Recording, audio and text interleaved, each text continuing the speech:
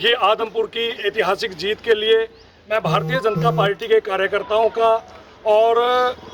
आदमपुर की जनता का विशेष रूप से आभार व्यक्त करता हूं कि उन्होंने माननीय मुख्यमंत्री जी की विकासकारी नीतियों के ऊपर मोहर लगाई है और भारतीय जनता पार्टी की विकासकारी नीतियों के ऊपर मोहर लगाई है। और आप देखते हो कि भारतीय जनता पार्टी का प्रत्याशी भव्य बिश्नोई आज बहुत बड़े मार्जिन से आज वो आदमपुर से विधायक बन करके आज वो विधानसभा में पहुंचने का काम आदमपुर की जनता ने जो किया है, उसके लिए मैं विशेष रूप से आदमपुर की जनता का आभार व्यक्त करता हूं, धन्यवाद करता हूं। और इसके लिए मैं विशेष रूप से जो आदमपुर की जनता ने इतना बड़ा अंतर जीत का जो दिया है, उन्होंने आज नरेंद्र मोदी जी और माननीय मुख्यमंत्री श्री मनोहर लाल जी, हमारे राष्ट्रीय अध्यक्ष आदरणीय श्री जगत प्रकाश नड्डा जी और हमारे बहुत ही लोकप्रिय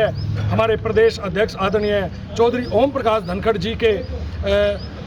विचारों पर, उनकी विकासकारी नीतियों पर और भारतीय जनता पार्टी की नीतियों से प्रभावित होकर के, विकासकारी नीतियों से प्रभावित होकर के आज उन्होंने आदमपुर की जनता ने भव्य बिश्नोई को बहुत भारी मतों से उनको आज चुन करके विधानसभा में भेजने का काम किया। अशोक जी, क्या मानते हैं कि जिस तरह से रणदीप सिंह सुरजेवाला ने जींद जाकर गलती करी, क्या जयप्रकाश ने भी वही गलती दोहराई है? देखिए, निश्चित तौर पर आज भारतीय जनता पार्टी के सामने कोई विपक्ष नाम की चीज़ नहीं है। आज कांग्रेस दिन प्रतिदिन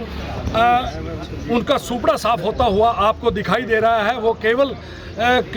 कोई आंकड़े या कोई किसी प्रकार का कोई इस प्रकार का माहौल, ये कोई जुबानी बातें नहीं है, ये आज प्रत्यक्ष रूप से साबित हो चुका है। जिस प्रकार से कहा गया है कि प्रत्यक्ष को प्रमाण की आवश्यकता नहीं होती, आज प्रत्यक्ष रूप से आज भारतीय जनता पार्टी दिन प्रतिदिन हरियाणा प्रदेश के अंदर भारतीय जनता पार्टी का ग्राफ बढ़ रहा है और कांग्रेस पार्टी आज दिन प्रतिदिन खत्म होती हुई नजर आ रही है। और ये समय समय पर इन चुनावों के अंदर भी आपने देखा होगा, आज भारतीय जनता पार्टी के 41 कमल के फूल आज विधानसभा के अंदर हैं और निश्चित तौर पर आने वाले जब 2024 का चुनाव होगा, उसमें भारतीय जनता पार्टी बहुत बड़े अंतर से, बहुत बड़े मार्जिन से और बहुत बड़ी संख्या में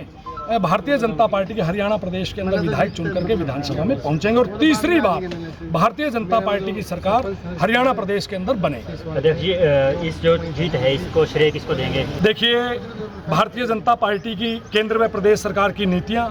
भारतीय जनता पार्टी के कार्यकर्ताओं की अथक मेहनत, उनका प्रयास और भव्य और कुलदीप बिश्नोई के परिवार का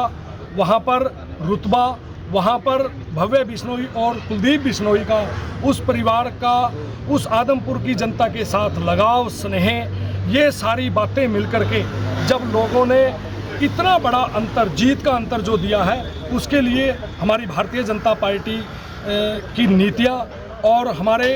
केंद्र में प्रदेश सरकार की नीतियाँ, भारतीय जनता पार्टी के कार्यकर्ताओं की अथक मेहनत और बिश्नोई परिवार का, चौधरी कुलदीप बिश्नोई जी का, भव्य बिश्नोई जी का, रेणुका बिश्नोई जी का, बिश्नोई परिवार का उस विधानसभा की जनता के साथ लगाव, स्नेह, जो उनके साथ उनका जो तालमेल है, उन सब बातों को मिला करके इतनी बड़ी जीत भारतीय जनता पार्टी की हो। देखिए, मैंने आपको ये स्पष्ट रूप से कहा है कि जयप्रकाश ने जाकर के वहाँ बहुत बड़ी गलती की है और क्योंकि आज कांग्रेस के पास कैंडिडेट नहीं है, कांग्रेस दाएं बाएं से उठा करके वहाँ कैंडिडेट भेजती है और फिर वहाँ पर जाकर के उन कैंडिडेटों को हार का सामना करना पड़ता है और भारतीय जनता पार्टी का ग्राफ दिन प्रतिदिन बढ़ता है। आदमपुर की जीत को नायक जी, आप सभी के सामने ये प्रत्यक्ष आज कितनी जबरदस्त जीत हुई है भारतीय जनता पार्टी की आदमपुर में। ये इनकी जो ये झूठ की राजनीति करते थे कांग्रेस वाले, उसका परिणाम आज लोगों ने इनको आईना दिखाने का काम किया है आदमपुर में।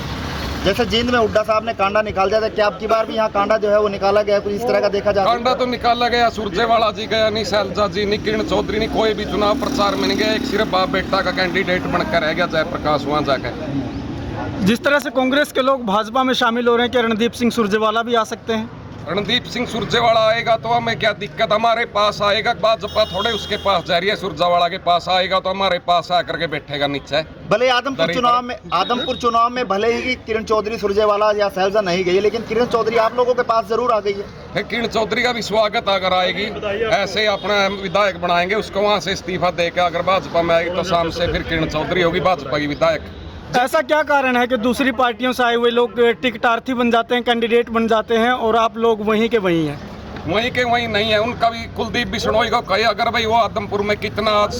कितने दिन से सीट जीतते आ रहे, अगर उसको बीजेपी में आया अब उसको सीट तो देनी पड़ेगी बीजेपी को। लेकिन पुराने कार्यकर्ताओं की पूछ नहीं होती, वो काफी समय से लड़ते हैं, लेकिन उसके बाद नया आता है उसको नहीं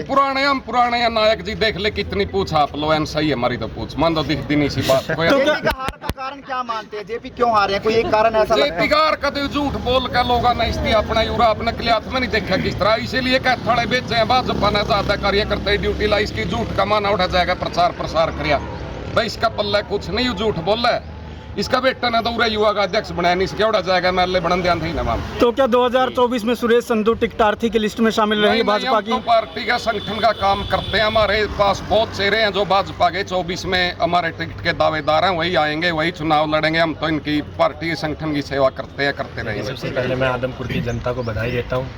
और धन्यवाद करता हूँ कि उन्होंने माननीय मुख्यमंत्री श्री मनोहर लाल जी की सोच के ऊपर और चौधरी ओम प्रकाश धनखड़ जी के नेतृत्व पर भरोसा करके